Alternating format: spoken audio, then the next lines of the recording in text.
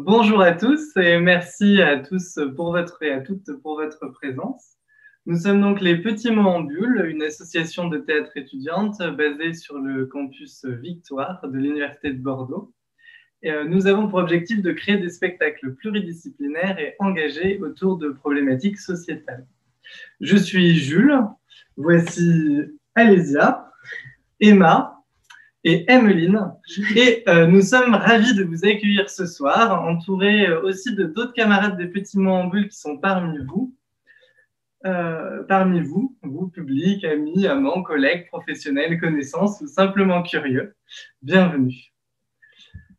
Du coup, au vu de la situation actuelle, nous avons dû adapter nos méthodes habituelles pour vous rencontrer en ligne. Et donc, nous vous remercions une nouvelle fois d'être là et de continuer à faire vivre la culture. Cette année, les répétitions et représentations physiques étant pas possibles, nous nous sommes lancés dans l'élaboration de courtes vidéos de sensibilisation à la maladie mentale. Ces vidéos se veulent comme un premier pas, une introduction avant la création d'un spectacle vivant. C'est les vidéos que nous vous proposons de découvrir ce soir. Elles ont pour objectif de montrer quelques-unes des multiples réalités qui existent autour de la maladie mentale. Ainsi, à partir de récits, textes et dialogues, nous avons voulu retranscrire de manière artistique des histoires qui se veulent à la fois touchantes, mais aussi pleines d'espoir.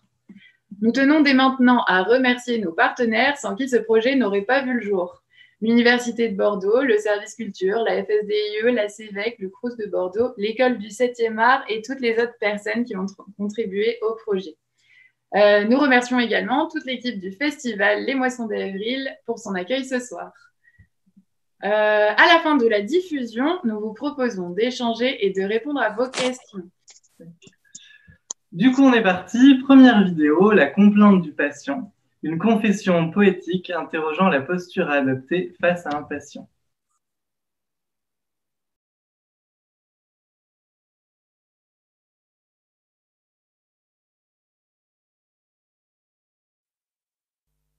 J'ai besoin que l'on m'écoute, pas que l'on m'entende de loin, les yeux rivés sur un écran et l'esprit otage du quotidien. J'ai besoin que l'on m'écoute, pas de cette pluie de conseils que je ne sais comment trier et qui me promettent monts et merveilles. J'ai besoin que l'on m'écoute, plutôt que de toutes ces leçons, si ma morale n'est pas la même que les voix du qu'en dira-t-on. J'ai besoin que l'on m'écoute, sans jeu de domination d'un être humain à un autre, sans jugement ni condition. J'ai besoin que l'on m'écoute.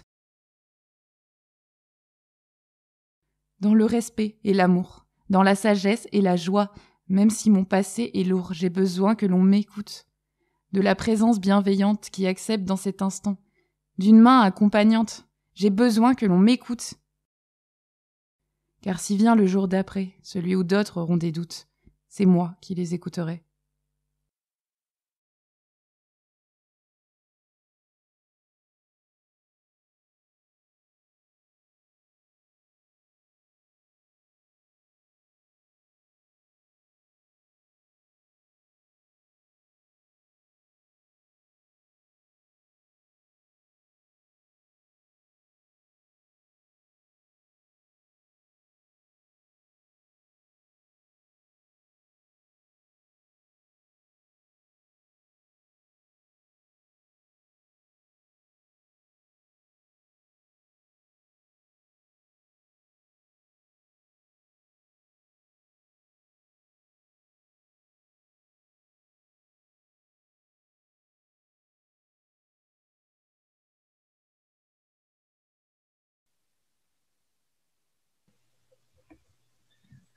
Nous allons maintenant enchaîner avec la fin d'une fin, une invitation à rentrer dans l'intimité physique et psychique de deux personnes relatant leur rapport à la fin.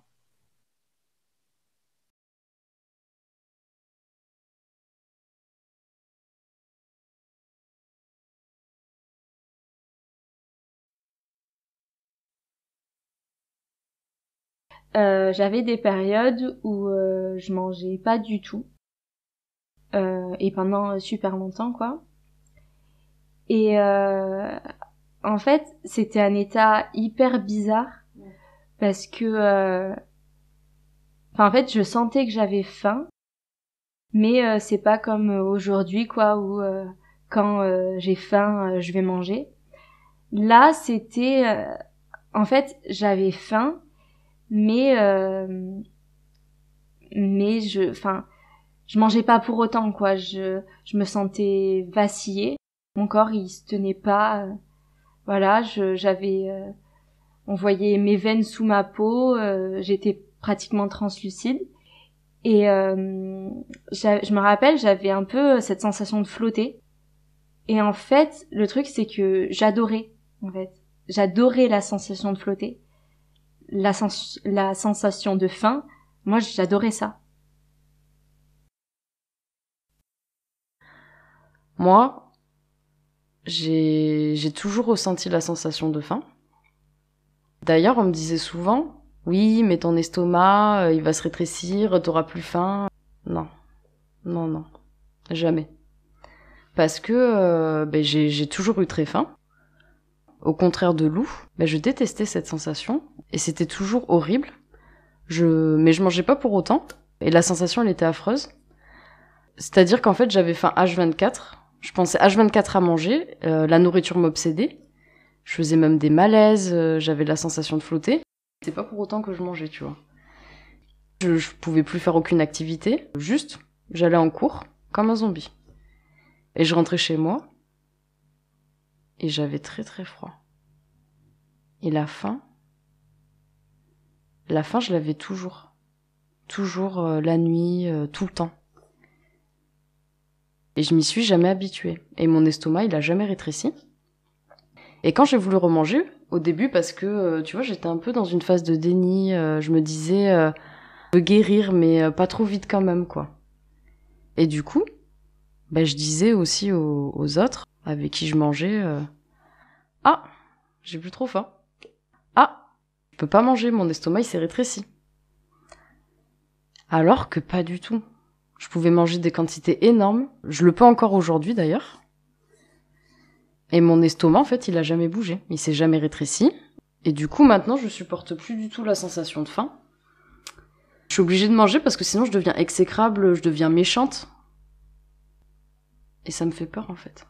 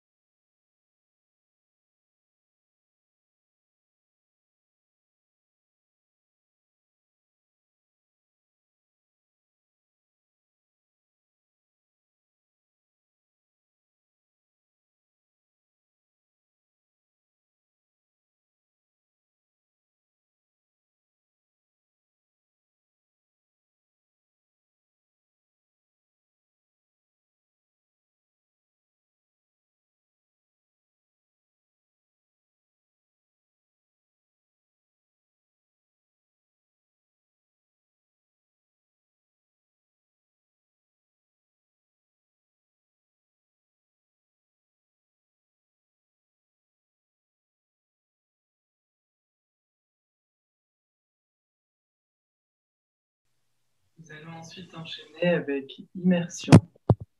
Immersion, c'est un petit peu comme si on se noyait.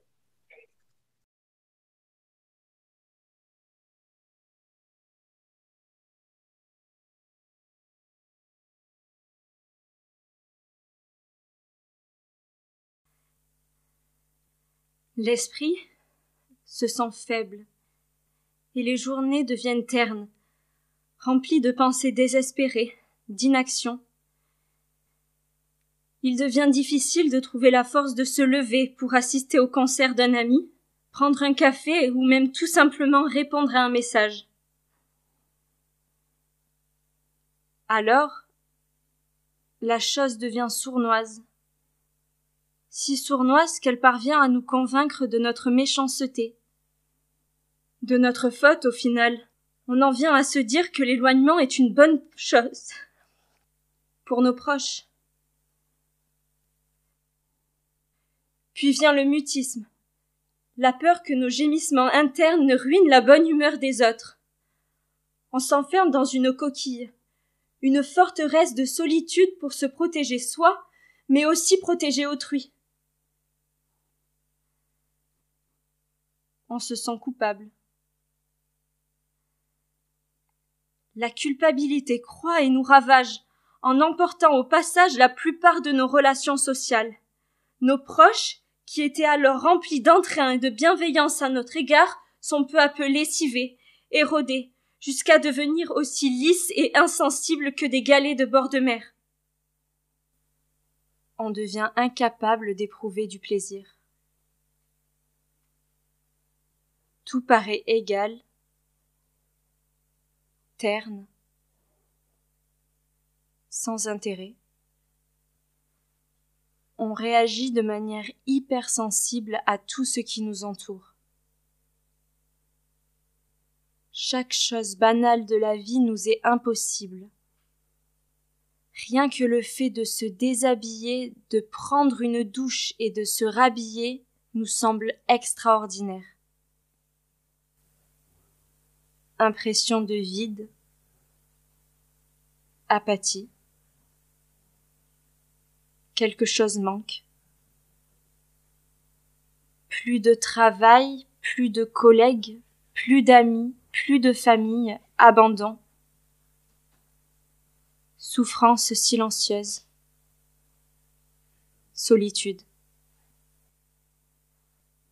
Les mêmes pensées qui vous hantent, alors que le monde tourne pourtant toujours, et vous avec.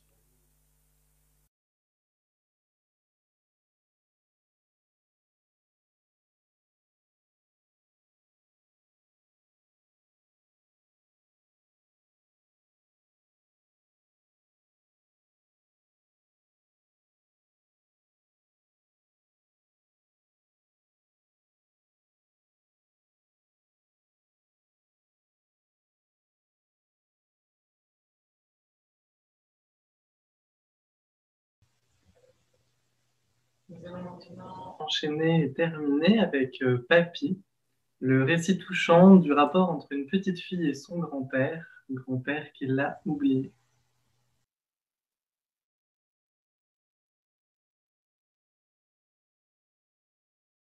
La première chose qui me vient en tête, quand j'entends maladie mentale, c'est mon papy. Au début, on me disait papy est un peu foufou, ou papy a un peu perdu la tête. Moi, le premier réflexe que j'ai eu quand j'étais petite, c'était d'avoir énormément peur de mon grand-père. C'était une personne que j'aimais. Et on m'a dit, il est en train de perdre la boule. Et d'un coup, j'ai eu extrêmement peur de lui. Dès qu'il parlait, je m'éloignais. Il y avait quelque chose de très froid. Un jour, il m'a dit: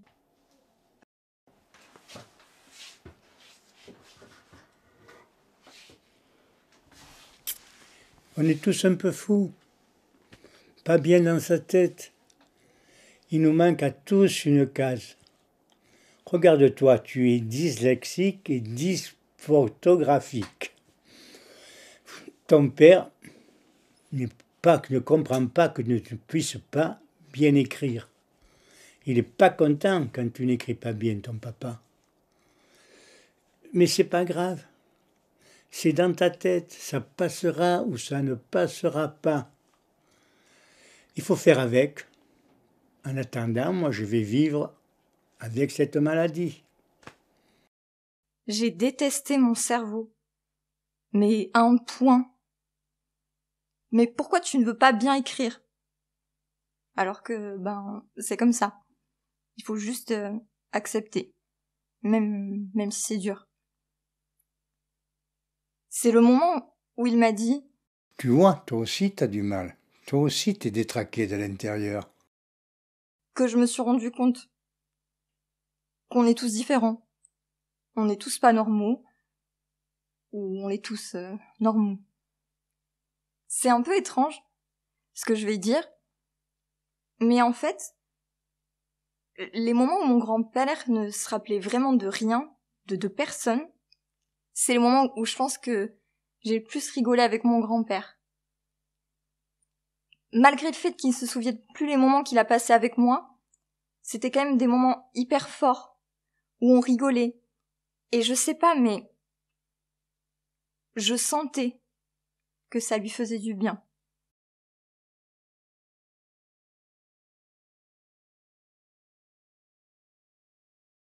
Mon grand-père, c'était un militaire.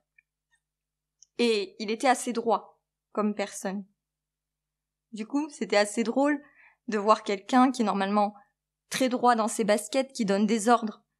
Et tu le vois, d'un coup, qui rentre à 4 heures du matin dans ta chambre et qui fait « Bonne année !» alors qu'on est en plein mois d'août. Et toi, t'es un peu en mode « Eh papy, mais qu'est-ce qui se passe ?»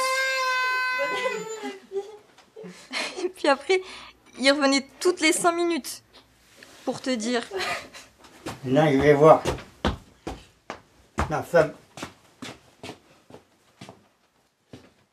Joyeux Noël! Bonne Pâques! » toutes les fêtes de l'année.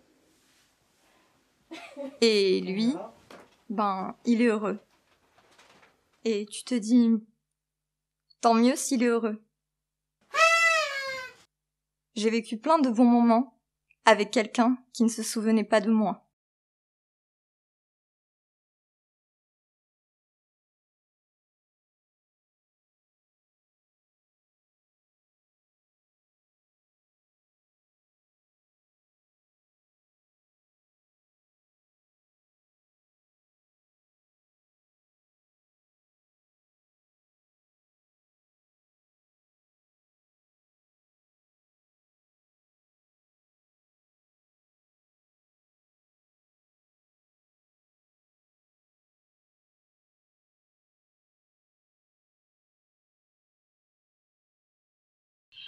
Merci beaucoup de votre attention pendant le visionnage. Et avant de vous laisser la parole et de commencer, si vous avez des questions, répondre et pourquoi pas lancer un petit débat, on voulait vous expliquer un petit peu notre démarche. En fait, on s'est lancé il y a maintenant plus d'1 an dans un nouveau projet. C'était parler de la maladie mentale au théâtre.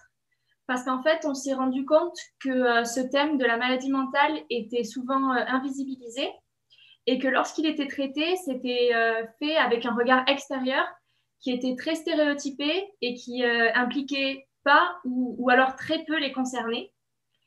Et donc, c'est pourquoi nous, on a voulu lever les tabous et parler de la maladie mentale de manière la plus fidèle à la réalité possible. Donc, du coup, on est parti à la rencontre de personnes qui ont vécu ou qui vivent actuellement avec un trouble mental, de leurs proches et de professionnels de la santé mentale. Notre objectif, c'est du coup de retranscrire au mieux leur vision de la maladie mentale qu'ils nous ont transmis via leurs témoignages.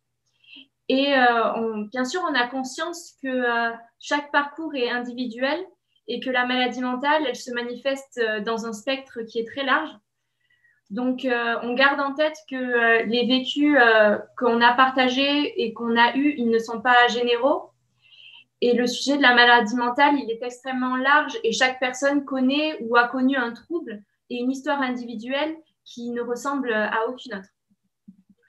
Donc, ce soir, vous avez pu assister à la première étape de notre projet. Nous allons maintenant faire une création de spectacle vivant qui sera à destination de tous et de toutes.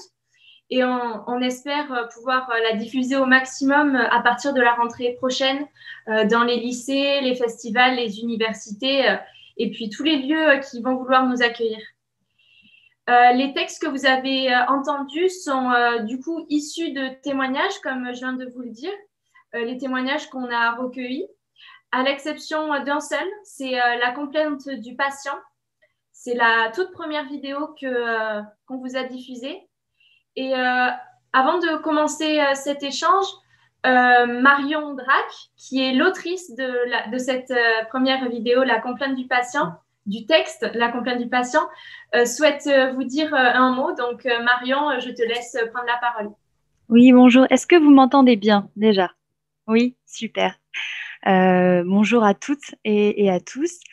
D'abord, je voulais remercier toute l'équipe des Petits mots en bulle de m'avoir proposé de participer à ce beau projet. Et je salue cette initiative qui est ô combien nécessaire, je pense. Alors, je voudrais d'abord préciser que ça aurait pu s'appeler la complainte de la patiente, hein. C'est un oubli de ma part que je tiens à réparer ce soir. J'ai écrit ce poème alors que j'étais bénévole pour une association qui s'appelle Andat, qui est une association d'aide aux personnes atteintes de troubles du comportement alimentaire, qui font partie des maladies mentales. Et je m'étais engagée auprès d'elle il y a quelques années parce que quand j'étais plus jeune, j'ai moi aussi été atteinte de troubles du comportement alimentaire. Et donc, c'était important pour moi de faire part de mon expérience. Et au sein de cette association, j'ai suivi une formation en ETP, donc en éducation thérapeutique du patient, qui est une méthode qui vise à aider les patients à gérer au mieux leur vie avec une maladie chronique. Et c'est dans le cadre d'un devoir créatif que j'ai rédigé ce poème. Et j'ai eu envie d'adresser un message un peu à toutes celles et ceux qui sont amenés à suivre une personne malade, alors professionnelle ou personne de la santé ou proche. Et j'ai choisi la forme poétique parce qu'en tant qu'autrice, que poétesse, c'est celle qui me touche le plus.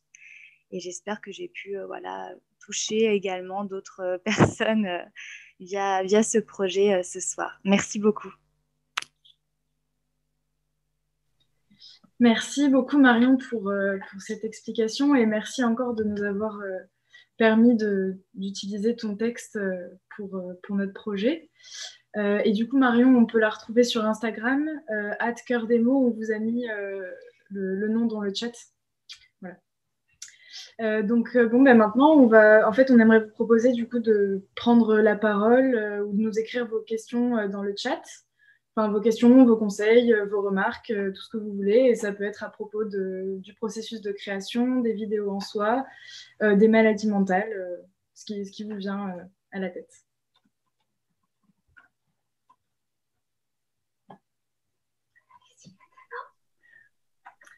C'est à vous.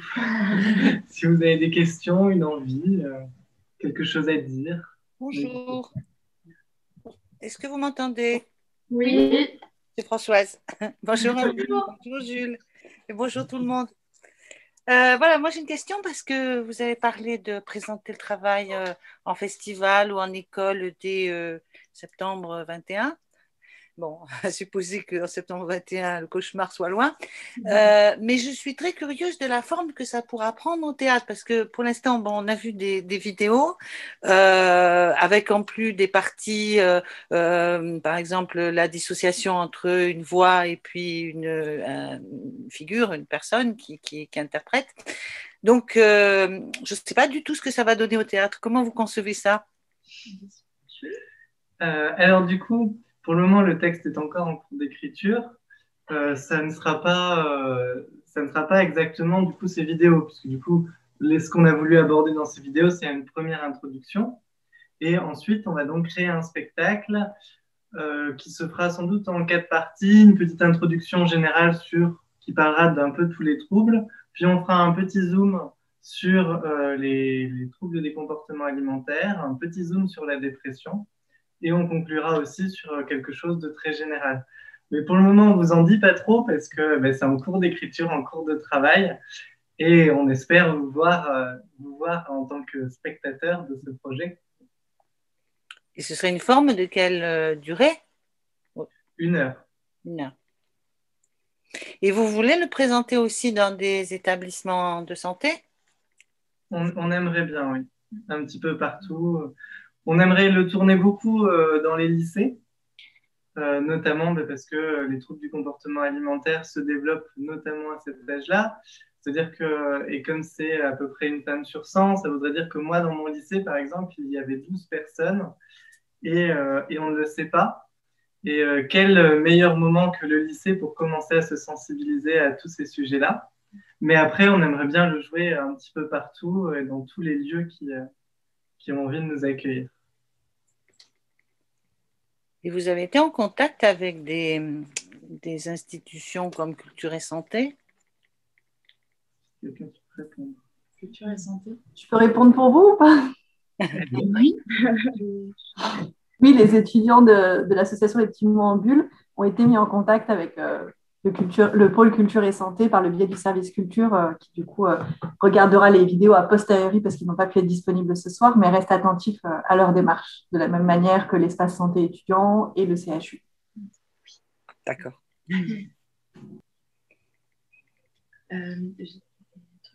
Oui, je suis en train est-ce de qu'il y a lire. des questions du coup à relever? Voyez-vous ce spectacle Voyez-vous ce spectacle comme un déclencheur de la parole? C'est une question qu'on a eue dans le chat. Du coup, c'est voyez-vous ce spectacle comme un déclencheur de la parole? Je prends.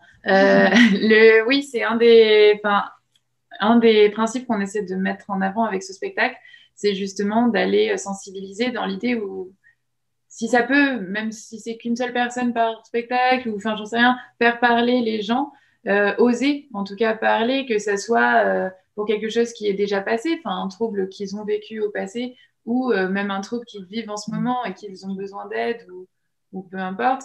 Oui, l'idée, c'est d'ouvrir la parole sur quelque chose qui est tabou et encore trop pas vu et invisibilisé, alors que c'est bien plus courant que ce qu'on croit. Et du coup, cette idée-là, oui, c'est de faire parler.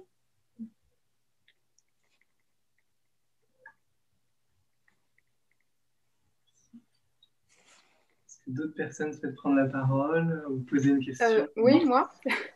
Bonjour et bravo déjà. Merci. C'était vraiment très bien, très intéressant. Ça résonne en nous, je pense, en nous tous. Ma question, c'est pourquoi avoir choisi ces 4 thèmes-là, finalement? Quelqu'un veut répondre? J'y vais. Vas-y. Alors déjà, du coup, un petit peu, on voulait une entrée générale sur le patient en général. Et on est tombé sur le compte de Marion et on s'est dit « Ah, ça c'est génial, on veut ça ». Et Marion a accepté de nous prêter un petit peu son texte. Ensuite, au niveau de l'anorexie, et bien justement, au niveau de l'anorexie, comment...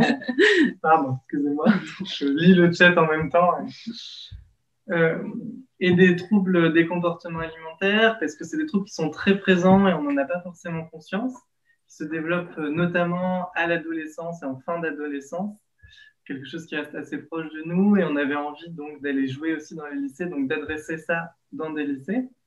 Ensuite, la dépression, comme vous avez pu le lire, c'est 1 personne sur 5 dans sa vie. 1 personne sur 5, c'est beaucoup, et je ne suis pas sûre qu'on en ait tous conscience. C'est plus de monde que les personnes qui auront un cancer, par exemple, puisque les personnes qui ont un cancer, c'est 6% de la population. Et qu'on a aussi choisi dépression et les troubles du comportement alimentaire, car c'était aussi des troubles qui nous semblent plus faciles à appréhender, où on peut plus facilement se mettre à la place d'eux, essayer de ressentir, de penser, puisque c'est un petit peu à un extrême d'un continuum qu'on peut tous vivre. On a tous déjà quelques moments de déprime, alors qu'est-ce que c'est que le continuum maximum où l'esprit se sent faible? Ouais. Je pense que ce qu'il veut dire aussi, c'est que c'est plus facile de se mettre dans la peau d'un personnage justement atteint de troubles du comportement alimentaire ou de dépression, comparé à certains autres troubles, comme un trouble de la personnalité ou un trouble du spectre schizophrénique, qui sont réellement, qui sont encore de plus grande ampleur. Par exemple, le trouble du spectre schizophrénique, se mettre à la place de quelqu'un en étant juste, sans stéréotyper, c'est beaucoup plus complexe. Il faut vraiment faire... apprendre en fait de ce trouble avant, et donc c'est aussi pour ça. Ça veut pas dire qu'on le fera jamais, mais ça veut dire que c'était pas maintenant. Et après, on a choisi aussi l'Alzheimer parce que on voulait un petit peu des troubles qui couvrent toute la vie d'un individu, et que l'Alzheimer, c'est 800 000 personnes en France, ce qui est énorme. Voilà.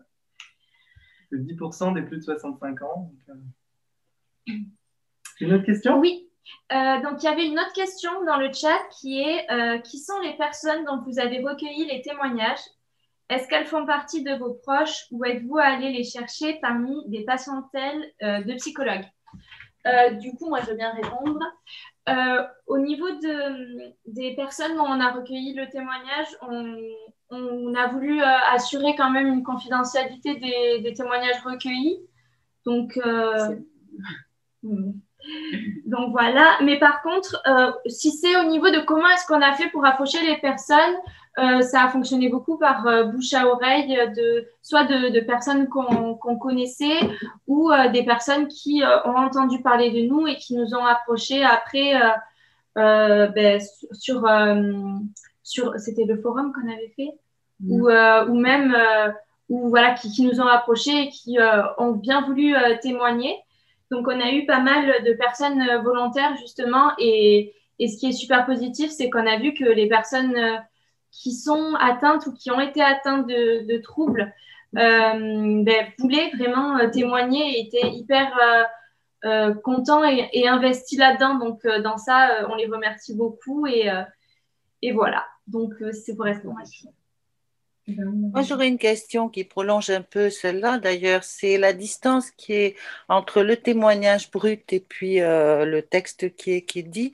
Parce que j'ai quand même l'impression qu'il y en a certains qui sont au plus proche du témoignage, où il semble être de la parole directement présenté, et puis d'autres qui sont plus écrits quand même. Bon, il y a le premier. Alors, le premier, je n'ai pas très bien entendu parce que je me débrouillais avec l'affichage et je n'ai pas entendu très bien la fin. Mais donc, c'est un poème. Et puis, le troisième est quand même aussi très, très écrit. J'ai l'impression qu'il y a un peu une transposition. Alors, à quoi ça tient, ça, cette différence? C'était un choix. On ne voulait pas aborder tous les thèmes de la même manière, puisque comme on s'attaquait à des vidéos, on s'est dit qu'on voulait faire 4 vidéos un petit peu variées. Et donc, en fonction des témoignages qu'on avait, des écrits qu'on avait, on a fait le choix d'en faire 2, peut-être un peu plus poétiques, un peu plus littéraires, et 2 qui se rapprochent un peu plus directement de témoignages.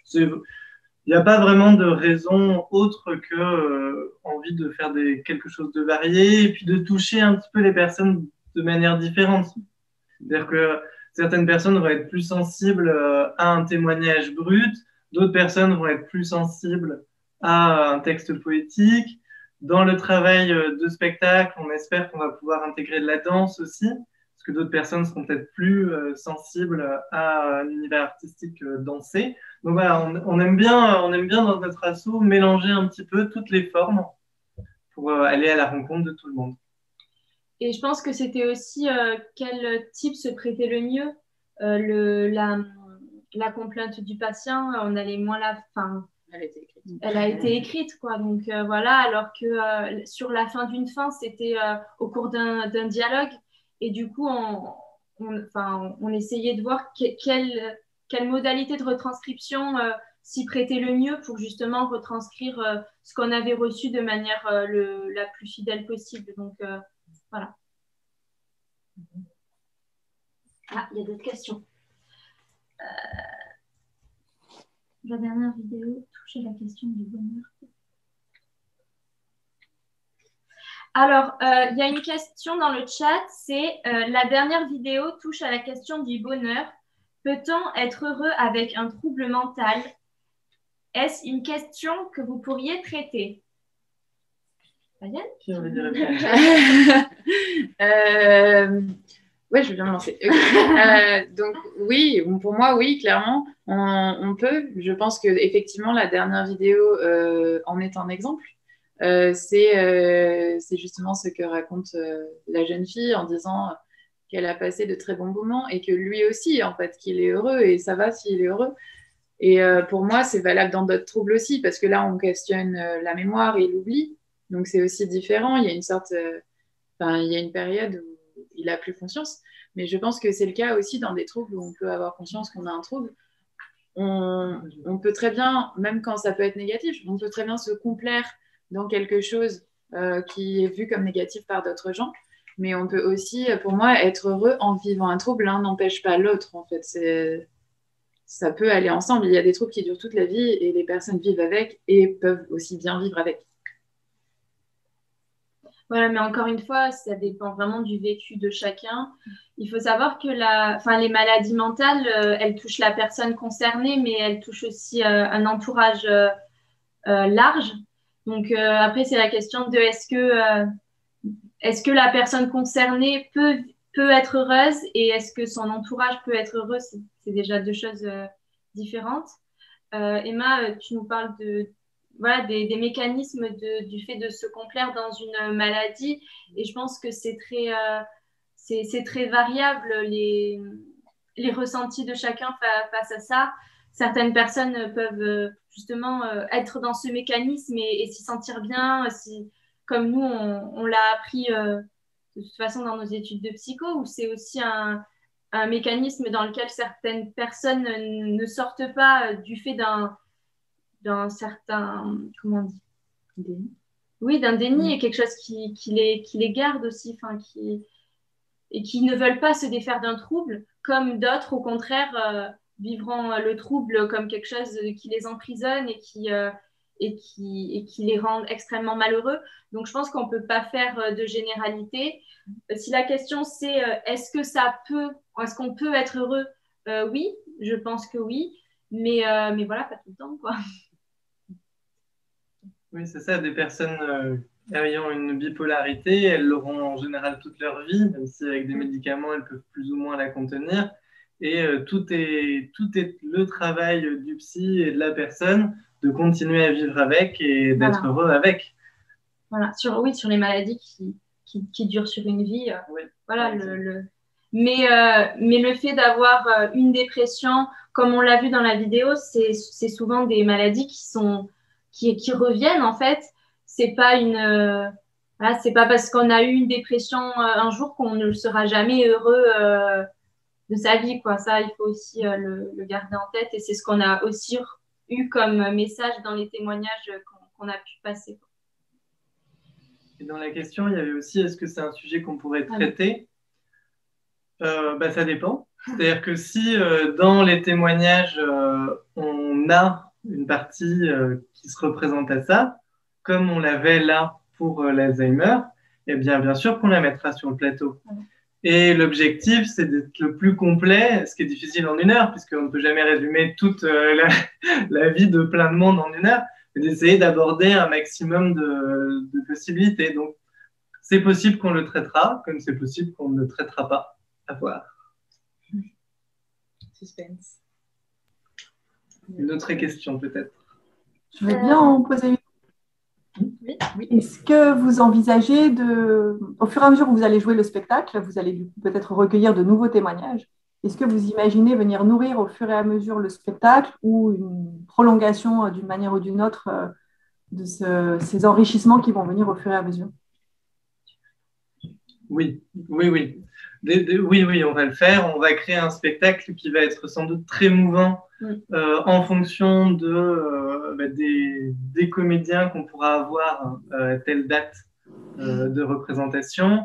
Et puis en fonction des nouvelles rencontres qu'on va faire, on n'a pas envie d'appréhender ce travail de création comme pouvant avoir une fin. En fait. On se dit qu'on va pouvoir faire évoluer ce spectacle, puis peut-être après créer d'autres spectacles un peu plus centrés sur un trouble mental. Enfin, on a du travail pour des années. Oui, je pense que c'est ça, avec un sujet comme ça, c'est un peu inévitable de le concevoir comme étant changeant, etc., vu le nombre de personnes qui est atteinte du coup d'un trouble mental ou quoi. Je pense que c'est inévitable et on a envie justement que le spectacle bouge, que le spectacle puisse se nourrir de nos rencontres, des retours qu'on va avoir. Oui. Ça vaut le coup, effectivement, en termes de médiation, d'envisager des outils de récolte des témoignages s'ils ne se font pas spontanément à l'oral à l'issue d'un spectacle, de voir comment les gens peuvent vous les déposer, comment vous pouvez vous en emparer a posteriori. Oui, c'est vrai. Ça donne envie, en tout cas, de se dire que ça peut venir compléter votre travail. Bien sûr.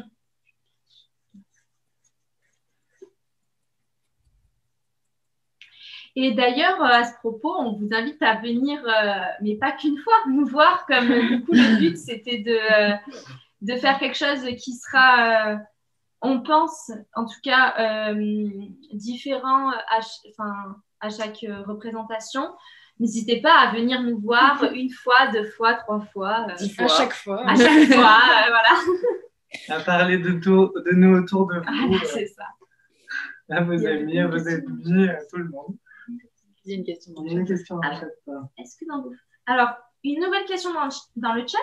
Est-ce que dans vos futures représentations, vous pouvez discuter de la différence entre comment une personne souffrant de troubles mentaux se présente à son entourage, vs un témoignage plus, entre guillemets, franc sur ses ressentis profonds? J'ai pas compris. Ouais. Alors, en fait, est-ce que dans notre représentation, on veut discuter en fait, on veut faire le parallèle entre un témoignage qu'on a reçu de la personne atteinte vs le témoignage d'un proche qui l'a accompagné. Non, je suis désolée, je m'explique, elle n'était pas du tout claire ma question. Non, mais je vous explique. En fait, je suis étudiante en médecine et donc certaines de mes patients, par exemple, j'ai 2 patientes qui souffrent de dépression, d'anorexie, j'ai un autre patient qui souffre de schizophrénie. Enfin, c'est un peu varié dans mon cas, mais ce que je voulais dire, c'est que j'ai remarqué une différence quand même entre le comportement de la personne quand elle est avec sa famille, ses amis, au travail, etc. Et comment elle se présente quand elle est avec moi en consultation, quand elle est en train de discuter de ses émotions extrêmement lourdes et profondes dont elle n'ose pas forcément parler aux gens autour d'eux. Et ces différences-là, ce qui rentre dans cette idée que ce sont des maladies qui peuvent être assez silencieuses, dont on n'ose pas parler, etc. Je veux bien commencer. Vas-y. Alors, en fait, dans ce qu'on appelle le questionnaire où on fait témoigner les gens, un guide d'entretien, oui, voilà, c'est mieux. Il y a justement des questions pour, en gros, par exemple, est-ce que vous en avez déjà parlé à des proches? Par exemple, la première fois où vous en avez parlé, est-ce que vous vous souvenez de ce que vous avez dit et tout? Des choses comme ça qui rappellent justement une version avec les proches. Après, je conçois qu'on ne reste pas les proches, mais c'est abordé la différence entre proches, entre inconnus, entre personnel soignant, quand on parle d'un même trouble, d'une même personne, de son trouble. Mais moi, mon ressenti personnel, j'ai fait quelques témoignages. Et j'ai fait faire quelques témoignages. Et oui, bon, j'ai fait passer les entretiens. et en gros, je trouve que les gens, ils se prennent vraiment à ce jeu-là. Ils ont envie. Quand ils sont là parce que le sujet leur plaît, je pense qu'ils se disent que ça pourrait être une bonne chose aussi d'avoir justement cette ouverture et cette parole autour de ces thèmes souvent trop cachés. Et du coup, ils se prennent vraiment au jeu. Il y a pas mal d'émotions dans les témoignages en général. Il y a pas mal de lâcher de choses. Je sais que moi, j'ai parlé avec des gens qui n'en avaient jamais parlé. En tout cas, une fois. Mais c'était, du coup, c'est aussi des fois, c'est aussi très, très intense et tout. Même si, bien sûr, on n'est pas un personnel soignant, ça... Oui. C'est clair, c'est dit, et on n'est pas psychologue, c'est pas la même chose qu'un entretien psychologique, quand même. Est-ce que quelqu'un a penché? Non, ta réponse était bien. Est-ce que ça répond? Je ne sais pas. Mais... Sinon, il y avait une autre question. Il y a quelqu'un qui se connecte à l'audio. Ouais. Ah, j'attends, je crois. Non. Une autre question, c'était vous avez déjà une idée des autres troubles mentaux que vous souhaiteriez aborder? Du coup, là, dans le premier projet de spectacle, on abordera la dépression et les troubles du comportement alimentaire et certainement à l'intérieur de ça, surtout les anorexies. Voilà. Après, si c'est dans le futur, on ne sait pas encore. Ça va vraiment dépendre des personnes qui témoignent et on parlera de ce qu'on a, des témoignages qu'on a eus. Voilà. Peut-être que vous pouvez nous expliquer d'ailleurs cette deuxième démarche. Là, vous venez de nous présenter 4 vidéos dans les circonstances actuelles d'un fait numérique. Vous êtes en plein processus de création pour venir étayer le spectacle. peut-être nous expliquer où est-ce que vous en êtes de ce recueil de témoignages, les acteurs avec qui vous travaillez? Peut-être que ça peut éclairer aussi les spectateurs. Du coup, pour le moment, on a recueilli une vingtaine de témoignages de personnes ayant vécu avec un trouble ou de leurs proches. On va maintenant partir à la rencontre des professionnels. Notamment, on a été mis en contact par le service culture et par l'espace santé étudiant avec des psychiatres, je crois qu'il y a une infirmière. On a déjà rencontré une psychologue. Voilà, on essaye de brosser aussi tout un panel de personnel soignant. Dans différents endroits aussi. Dans différents endroits.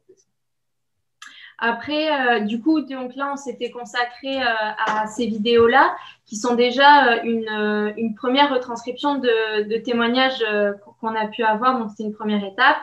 Et pour ce qui est de la représentation, donc la deuxième étape, s'il n'y en a pas d'autre avant, c'est en cours d'élaboration. Donc, voilà, c'est tout. Est-ce que vous avez vu déjà des spectacles qui traitent de ces questions? Je pensais particulièrement à l'Alzheimer parce qu'il y en a eu quand même pas mal, hein. Je ne sais pas si vous connaissez Mamie Mémoire, qui est un spectacle qui a beaucoup tourné dans la Nouvelle-Aquitaine. Il y a déjà, bon, vous étiez jeune, c'est vrai, c'était le Théâtre des Chimères et c'était fondé sur des témoignages comme ça d'Alzheimer.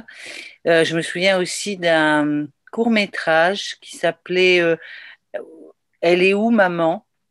C'était ça aussi, c'est dans les 10 dernières années, mais et ça traitait donc du rapport entre 3 fils et puis le père qui a oublié que sa femme vient de mourir et qui perpétuellement redemande elle est où, maman? Enfin, il y en a eu quand même pas mal.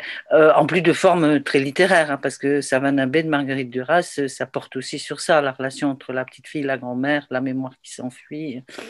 Alors, est-ce que vous vous êtes un peu laissé traverser par ça ou non? Vous êtes resté vraiment sur vos témoignages sans vouloir savoir ce qui a pu se faire avant, pas vous laisser impressionner, influencer? Comment vous avez fait par rapport à ça?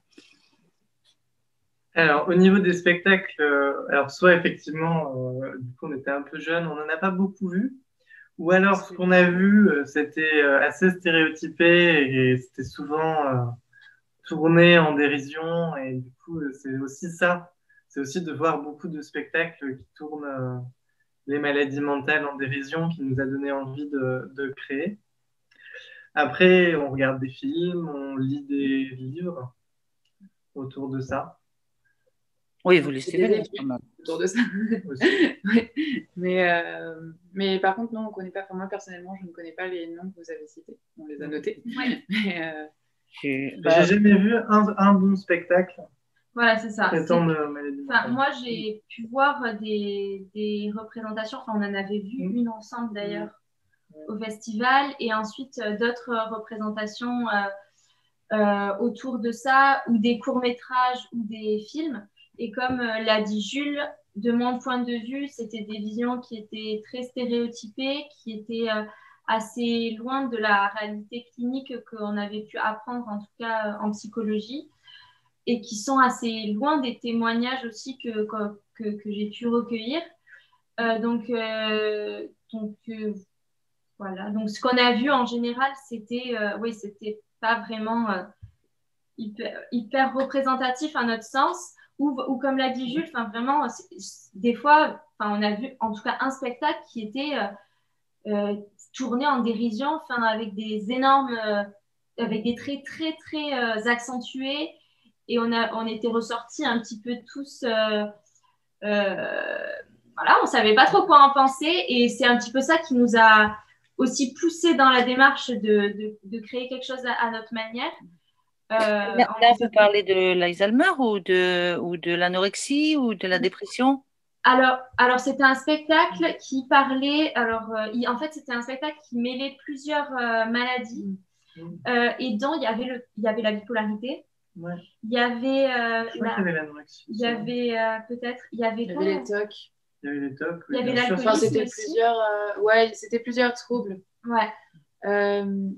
Et puis, dans toute bonne série américaine, il y a pour ados, il y a l'anorexique comme personnage qui est toujours ultra fine et qui n'est définie que par le fait qu'elle se fait vomir.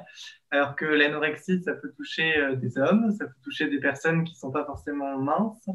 Et toutes les personnes qui vivent avec une anorexie ne se font pas forcément vomir.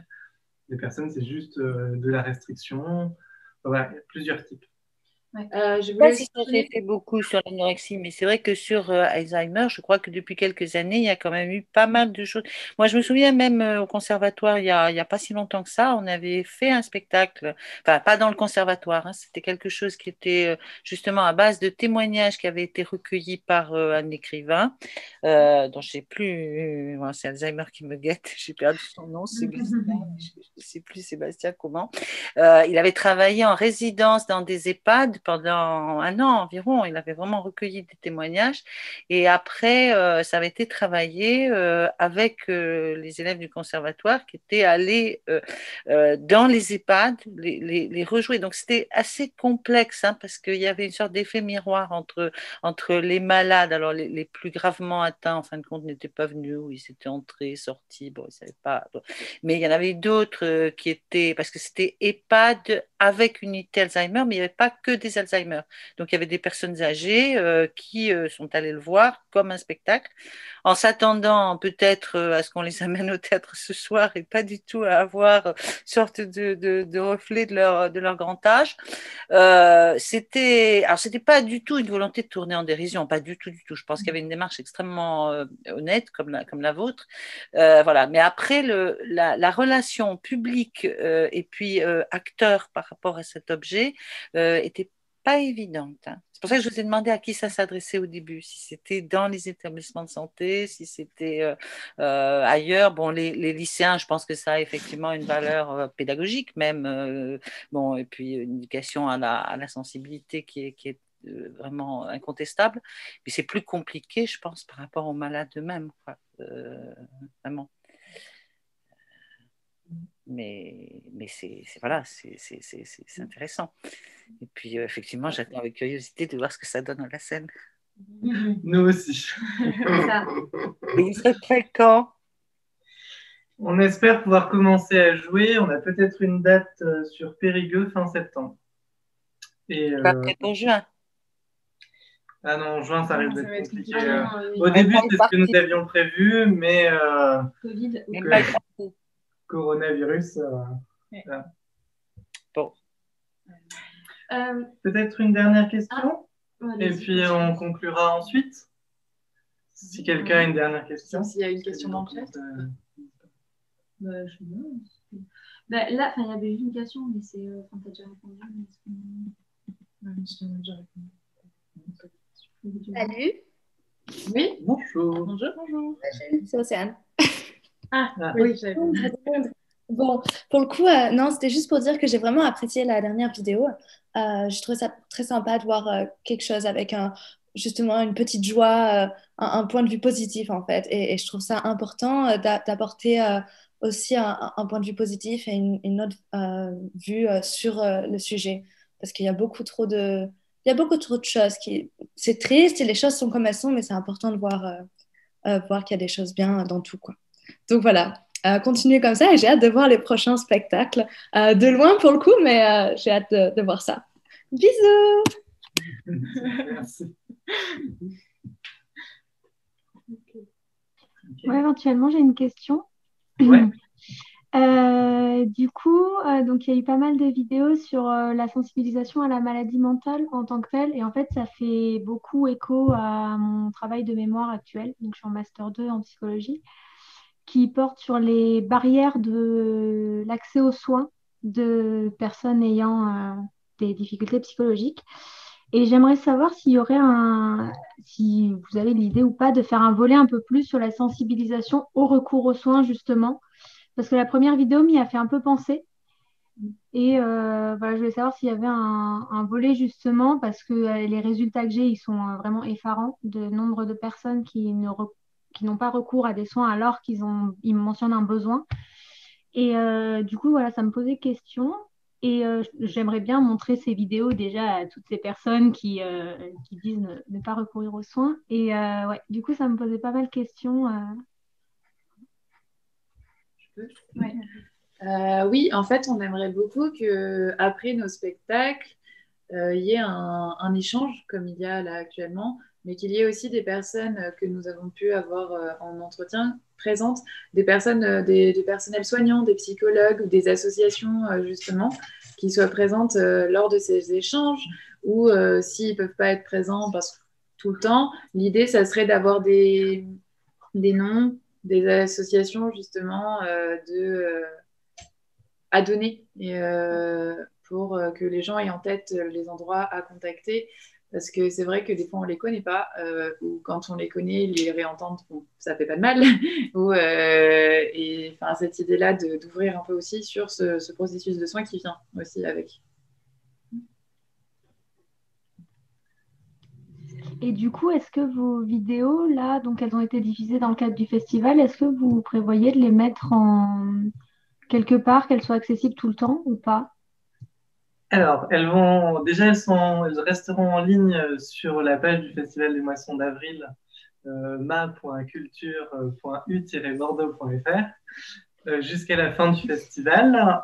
Et ensuite, nous les diffuserons petit à petit sur nos différents réseaux sociaux, Facebook, YouTube, Instagram et notre site internet. Nous vous invitons à aller nous suivre un petit peu partout. Les liens sont Et après, effectivement, elles seront accessibles à tous, partageables à tout le monde. Et si des établissements ou des lieux souhaitent, plutôt que recevoir notre spectacle, recevoir plutôt les vidéos, ou les deux, enfin, tout est possible. De toute façon, elles sont faites, elles sont éternelles. Donc, on peut les utiliser au maximum. Et juste pour rebondir là-dessus, parce qu'on avait justement une question qui rejoignait ça, c'était de demander est-ce qu'on allait les diffuser dans les établissements, etc. Ou qu'on allait faire juste, entre guillemets, les représentations. On a eu certaines propositions de personnes à qui on a parlé de notre projet qui étaient intéressées par justement les reprendre et pouvoir les diffuser pour faire de la sensibilisation auprès de leur structure, surtout des associations. Donc oui, le but, c'est justement de les diffuser le plus largement possible. Donc j'en profite, si vous faites partie d'une association ou que vous avez envie de diffuser ces vidéos, on vous invite à rester jusqu'à la fin pour discuter avec nous et voir ce que vous avez envie de faire, ce qui sera possible de faire avec ça.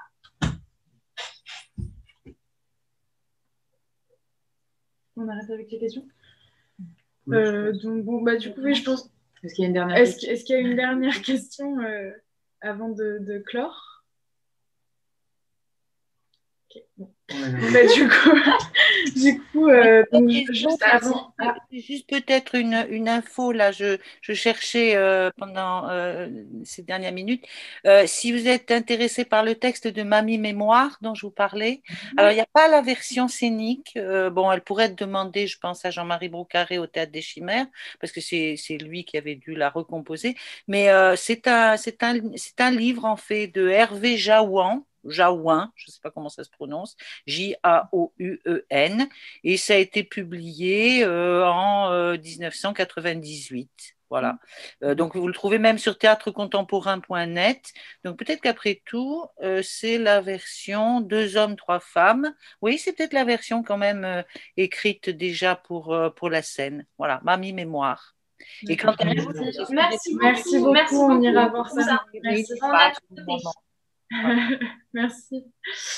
Donc oui, juste avant de clore définitivement cette visio, donc on aimerait vraiment encore une fois vous remercier beaucoup pour votre présence. C'est vraiment important pour nous de pouvoir montrer cette première étape de travail à des gens. Donc merci encore.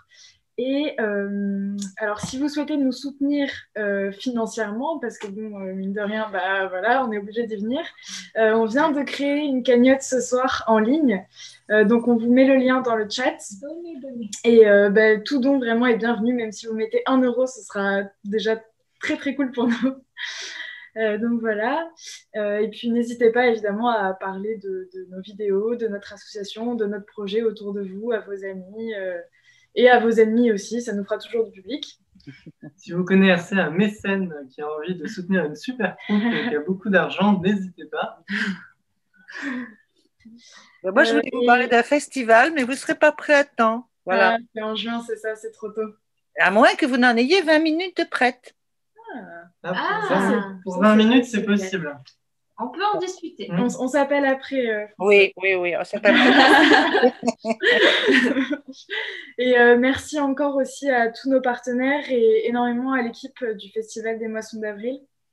Et on vous invite évidemment à parcourir toutes les créations qui sont en ligne de ce beau festival. Voilà, Mathilde, est-ce que peut-être vous souhaitez dire un dernier mot pour conclure? Pour compléter ce que j'ai dit dans le chat tout à l'heure, je voulais vous féliciter déjà d'avoir mené à bien ce projet malgré la conjoncture actuelle où le programme a été pas mal décalé. Vous avez répondu présent à ce rendez-vous des Moissons d'Avril et c'était un plaisir de vous y programmer. On vous suit depuis plusieurs années maintenant et du coup, voilà, on a plaisir à voir comment vous arrivez à chaque fois à tirer profit de vos études pour les mettre sur scène, les partager avec le grand public. Donc, c'est une démarche art et sciences et de médiation culturelle qui nous intéresse particulièrement. Donc, on aura plaisir à continuer à vous accompagner sur les prochaines démarches jusqu'à l'aboutissement de votre spectacle. Donc, voilà, un grand merci, un grand bravo. À très bientôt. Merci beaucoup, Mathilde. Et bon, ben voilà, vous pouvez nous suivre sur nos réseaux sociaux, Instagram et Facebook. Et les liens circulent dans le chat aussi. Merci encore.